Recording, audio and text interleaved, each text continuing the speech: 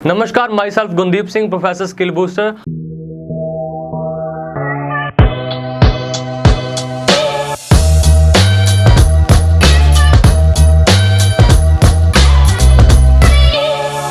और आज के हमारे प्रॉब्लम सॉल्विंग चैप्टर में हम सीखेंगे how to make our repeatable business model. देखिए, रिपीटेबल बिजनेस मॉडल एक बहुत ही मस्ट होता है, क्योंकि इसके बिना जो आपके बिजनेस की ग्रोथ होती है, आपके जो बिजनेस में बढ़ोतरी होती है, वो एक तरह से इम्पॉसिबल होती है। हम सब चाहते हैं कि हमारा बिजनेस है 2 गुना से 3 गुना, 3 से 5 और 5 से 10 गुना एक्सपैंड हो, लेकिन इसके लिए जैसे आप एक अच्छा रिपीटेबल मॉडल लेके आते हो तो उससे क्या होता है कि आपका जो बिजनेस है, आपके बिजनेस में आपका जो बार बार समय है उसकी जरूरत नहीं पड़ती। तो इसको फॉर्म करने के लिए मेन 3 एलिमेंट्स होते हैं जो हम आगे डिस्कस करेंगे। तो सबसे पहला आता है पीपल, उसके बाद प्रोसेस एंड टेक्नोलॉजी। एक बार फिर, पीपल, प्रोसेस एंड टेक्नोलॉजी। देखिए, किसी भी बिजनेस को चलाने के लिए एक पीपल का होना बहुत ही मस्त होता है कि लोग तो चाहिए ही होते हैं कि जिनके थ्रू हम अपना काम करवाते हैं, अपने जो टारगेट होते हैं वो एक पर्टिकुलर मोटिव के लिए काम करते हैं। और उसके बाद जो आता है प्रोसेस, जो कि उन लोगों को इनेबल करता है कि उनको करना क्या है। प्रोसेस में क्या होता है, जैसे मैंने पहले बताया कि एक पर्टिकुलर मोटिव होता है, उनको एक टारगेट दिया जाता है कि उनको पता होता है कि अगर हम ये काम कर रहे हैं तो इसके थ्रू हमें ये आउटपुट होगी, और उसको बोलते हैं प्रोसेस, जिसके थ्रू की जो आपके एम्प्लॉयज हैं, जो भी आपके वर्कर्स हैं, वो इनेबल होते हैं काम करने के लिए।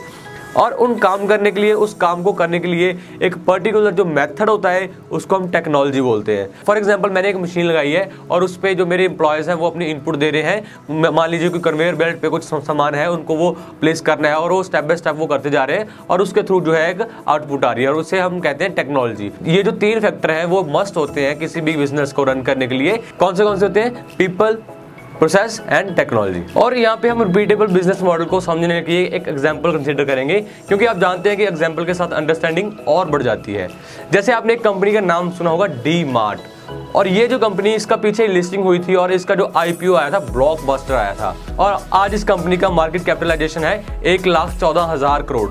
तो ये कैसे हुआ? इसके लिए इन्होंने जो अपने पहले 16 साल थे, पहले 16 साल में इन्होंने सिर्फ अपने 119 स्टोर खोले को ये 1000 स्टोर भी खोल सकते थे, लेकिन सिर्फ इन्होंने 119 ही खोले, क्योंकि इनको पता करना था कि मेरे हर स्टोर में कितने मैनेजर्स रखने की जरूरत होगी और क्या प्रोसेस यूज करने की जरूरत होगी, और उसके साथ ही कौन सी टेक्नोलॉजी यूज करने की जरूरत होगी। और इससे क्या हुआ कि आपको ये जानकर हैरानी होगी कि इनके जितने भी प्रमोटर हैं, कोई भी प्रमोटर जो है इनका स्टोर में बैठकर स्टोर नहीं चलाता। कौन चलाता है? वो इनका स्टोर पीपल चलाते हैं, प्रोसेस चलाता है और टेक्नोलॉजी चलाता है। तो इस प्रकार से इनको ये पता चल गया कि कैसे ये अपना बिजनेस से अपना टाइम अनलॉक करके फिर भी अपना जो बिजनेस है उसको continue for a long term चलता रख सकते हैं और अपने समय को कैसे अनलॉक कर सकते हैं। सो इन्हीं स्टेप्स के थ्रू इस कंपनी का आज के दौर में इतना बड़ा मार्केट कैपिटलाइजेशन हुआ है। और आगे हम डिस्कस करते हैं कि एक रिपीटेबल बिजनेस मॉडल बनता कैसे है ये, और इसके लिए कौन से टूल और फ्रेमवर्क और कौन सी स्ट्रेटजीज होती हैं। तो सबसे पहले हम वो टूल डिस्कस करते हैं कि जिसके थ्रू आप एक रिपीटेबल बिजनेस मॉडल तैयार कर सकते हो। तो उस टूल का नाम है डैशबोर्ड।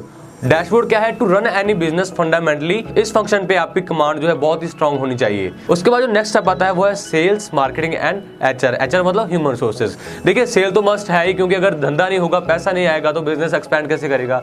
और उस काम को चलाने के लिए, उस सेल को बढ़ाने के लिए एक तरह की मार्केटिंग भी करनी चाहिए कि लीड्स कैसे जनरेट होगी, ये भी आपको देखना है। और उसके बाद थर्ड, एचआर, ह्यूमन रिसोर्सेज, यानी कि लोग तो चाहिए ही होते हैं हर बिजनेस के लिए। और now you have to check your sales से, मार्केटिंग से और डैशबोर्ड को ट्रैक करने के बाद आपने कौन सा नंबर आपको मिला है, और एज ए बिजनेस ओनर आपको क्या है, उस नंबर को हर रोज चेक करना होता है। In short I would say कि अगर आपने इस डैशबोर्ड को अच्छे से समझ लिया, अच्छे से इंप्लीमेंट कर लिया, तो आपको एटलीस्ट आगे के 6 महीने तक जो होता है आप अपना टाइम जो है अपने बिजनेस से अनलॉक कर सकोगे। इन शॉर्ट आपको अपने ऑफिस, कंपनी या दुकान पर 6 महीने तक बैठने की जरूरत नहीं होगी, मतलब आप अपना टाइम अनलॉक कर सकोगे। और उसके बाद जो हमारा आगे का स्टेप है, आपको एज ए बिजनेस ओनर क्या चेक करना होता है कि मेरी जो इस मंथ की सेल है, और मेरी जो पिछले 2 मंथ की सेल थी, और पिछले 2 क्वार्टर की सेल थी, और साथ ही जो लास्ट ईयर इस मंथ की जो सेल थी वो कितनी थी, और उसके साथ आपको कंपैरिजन करना है आपकी प्रेजेंट सेल के साथ। और साथ ही जो चौथी मस्त थिंग है, आपको जो क्या पता चलेगा, आपकी जो सेल है उसको अचीव करने में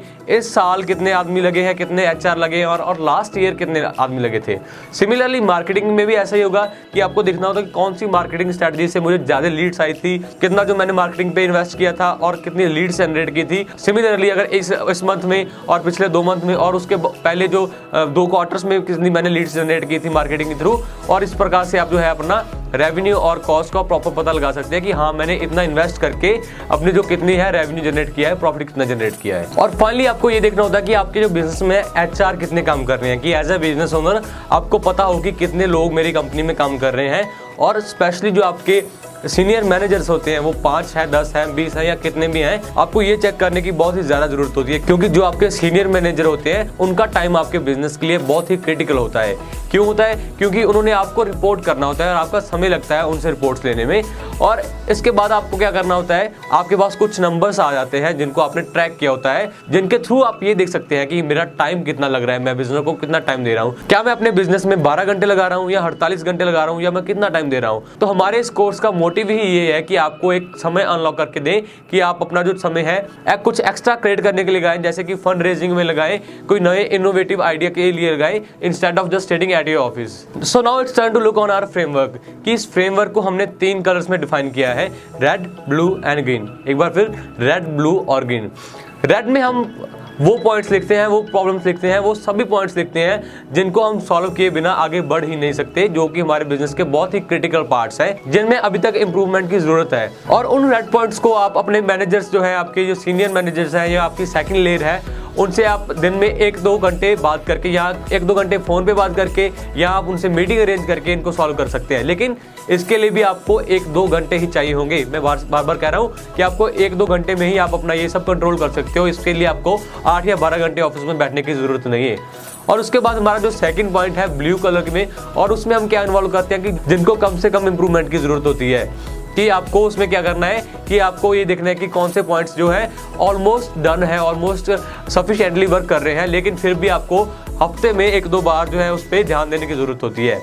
और इसके बाद जो लास्ट पॉइंट आता है हमारा वो ग्रीन कलर। ग्रीन कलर में हम क्या इन्वॉल्व करते हैं कि जो चीज़ें टोटली डन चल रही हैं, जिनमें आपकी बिल्कुल भी इन्वॉल्वमेंट की ज़रूरत नहीं है, जो ऑलमोस्ट क्या है अपना काइंड ऑफ ऑटो मोड पे चल रही हैं, आपको उसके लिए ज़्यादा समय या अपनी ज़्यादा इन्वॉल्वमेंट की आपकी ज़रूरत नहीं है।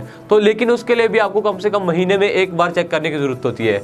तो इस प्रकार से आपका जो एक फ्रेमवर्क है आप उसको तैयार कर लेते हो कि किस फील्ड में, किस पार्ट में, कौन सी जो मेरा बिजनेस का सेक्टर है उसमें मेरी ज़्यादा इन्वॉल्वमेंट की ज़रूरत है, या मेरी कम है, या मेरी बिल्कुल भी ज़रूरत नहीं है। सो इस तरह से आप अपना एक फ्रेमवर्क तैयार कर सकते हो। Now you have to look कि आप बैठते कहाँ पे हो, कौन सी कंपनी में बैठते हो, फैक्ट्री में बैठते हो, दुकान में बैठते हो। और उसके बाद क्या है, आपको ये देखना है कि आप कैसे अपनी जो सेकंड लेयर है, आपके मैनेजर्स हैं, उनको इनेबल कर सकते हो, अपना काम, अपनी इन्वॉल्वमेंट कम करके उनको कैसे इनेबल कर सकते हो और अपने बिजनेस को बढ़ा सकते हो।